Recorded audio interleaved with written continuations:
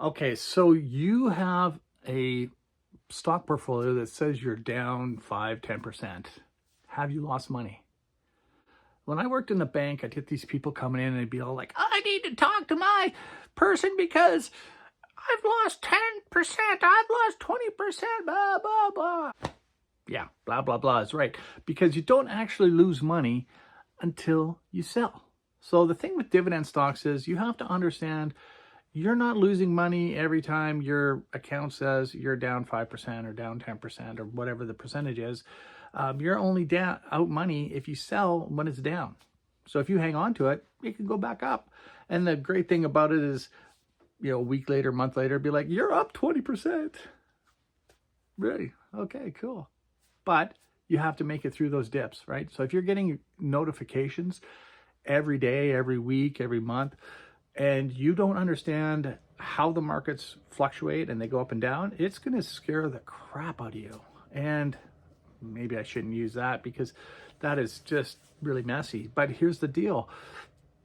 Dividend stocks, if you're doing it for passive income and you're holding onto these stocks, when it goes down, it doesn't mean anything. You're holding a piece of paper and the company says, we're going to pay X dividend for that stock. So that's it.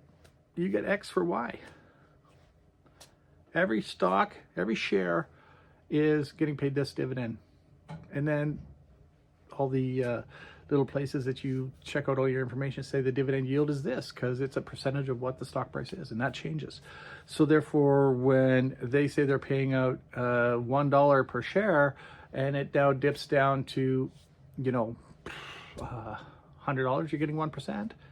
And it was $200 before, you're getting 0.5%.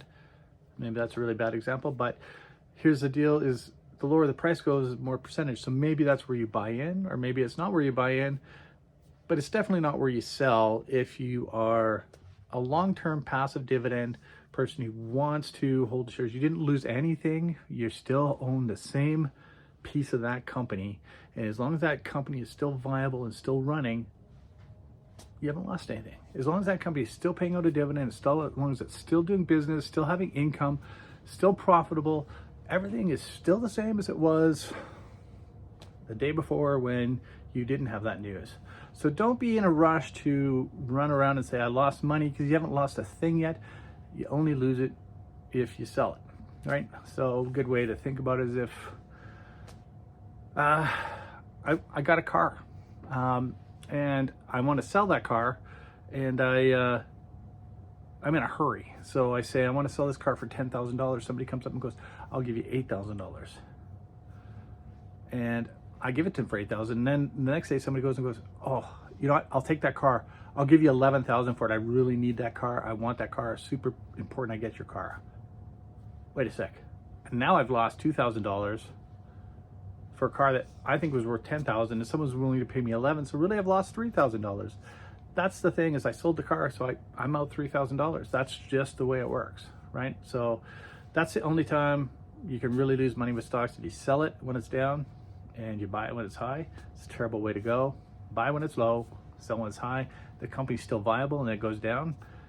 That's your sign to go ahead and buy in. It's a sale price. It's a shoe sale. It's whatever, like if you're not the person who goes out shopping in your family, maybe check with the person in your family and go, what do you think? Should I be buying more? They might tell you, yeah, buy more because it's on sale.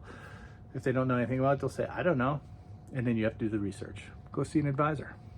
I'm not an advisor, so don't take this as advice, but definitely figure it out for yourself and understand how the markets work so you are not going to be freaked out. Don't forget to subscribe and like. Follow me along on my investment challenge where I'm going from $0 to $1 million in less than 7 years with only $23 a month. And we'll see you next video.